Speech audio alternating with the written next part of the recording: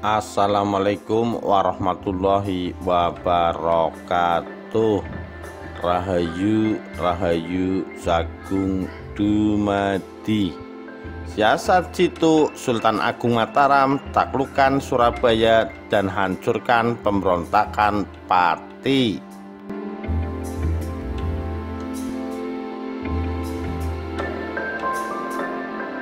Dikutip dari Sindonews, Hasan Kurniawan, 18 Oktober 2021.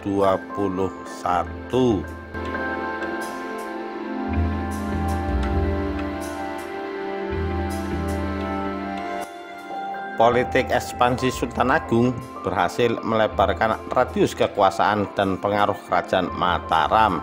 Meskipun dengan politiknya itu dia gagal menghalau VOC, tetapi tidak mengurangi rasa hormat terhadapnya.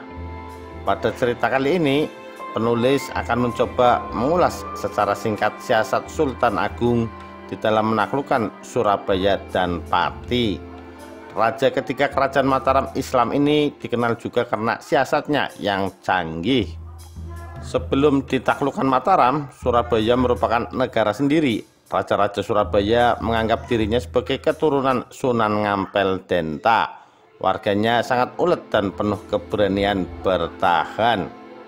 Untuk menaklukkan Surabaya, Sultan Agung yang memerintah kerajaan Mataram pada tahun 1613 sampai 1645 ini memulai dengan menjarah daerah-daerah di sekelilingnya.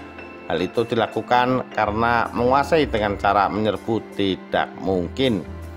Dalam bukunya Puncak Kekuasaan Mataram, Politik Ekspansi Sultan Agung, De Graaf mengatakan dibutuhkan blokade yang lama sekali untuk bisa menguasai negara yang rakyatnya terkenal gigih dalam berjuang itu. Kota tersebut menyerah bukan karena serbuan, tetapi karena keletihan. Pengepungan atas Surabaya tidak mungkin, tulis De Graaf dikutip dari bukunya Puncak Kekuasaan Mataram, Politik Ekspansi Sultan Agung halaman 94.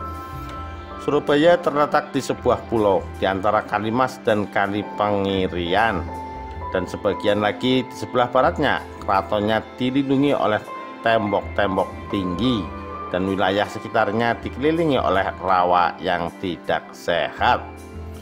Penguasaan terhadap Surabaya dimulai dengan melakukan penjarahan besar-besaran terhadap wilayah sekitarnya.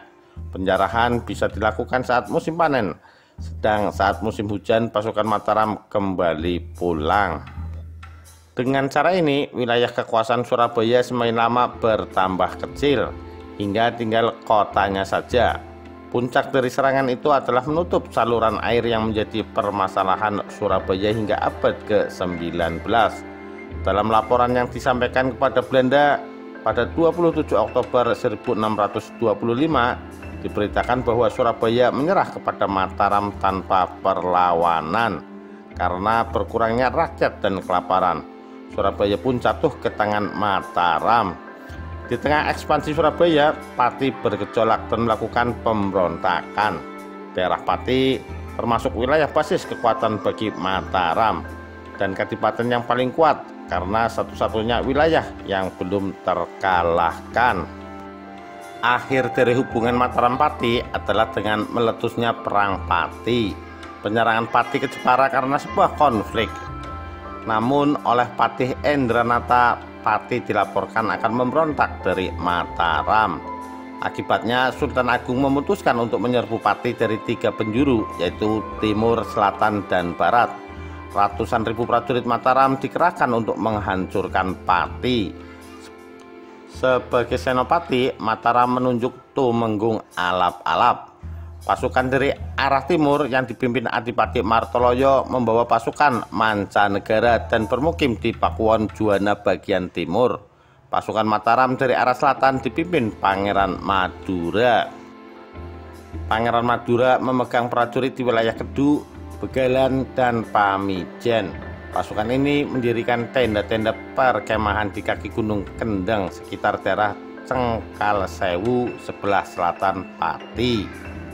Sedang pasukan dari arah barat dipimpin oleh Bupati Sumedang yang membawahi pasukan khusus berkuda. Pasukan ini mendirikan barak di sekitar wilayah Matraman, Margorejo sebelah barat Pati. Terakhir, keluarga raja yang memimpin pasukan-pasukan Pamejangan Mataram. Pengawal pribadi terdiri dari 2.000 prajurit. Dalam pertempuran ini, Adipati Pragola II dibantu oleh 6 tumenggung. Ke-6 tumenggung tersebut yaitu Tumenggung Mangunjaya, Adipati Kenduruan, Tumenggung Ramananggala, Tumenggung Tohpati, Adipati Sawunggaling, Tumenggung Cindurejo, serta seluruh rakyat Pati.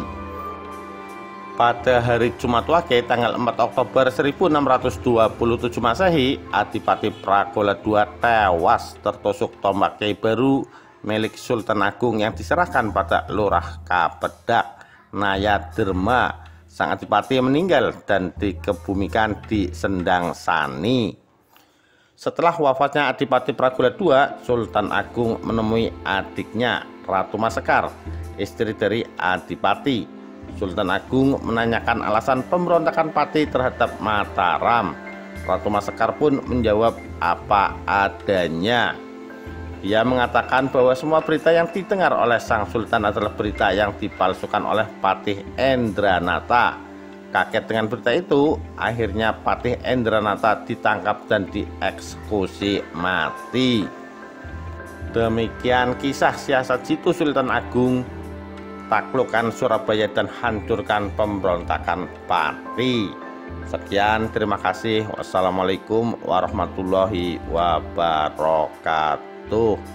Rahayu Rahayu Sagung Dumadi.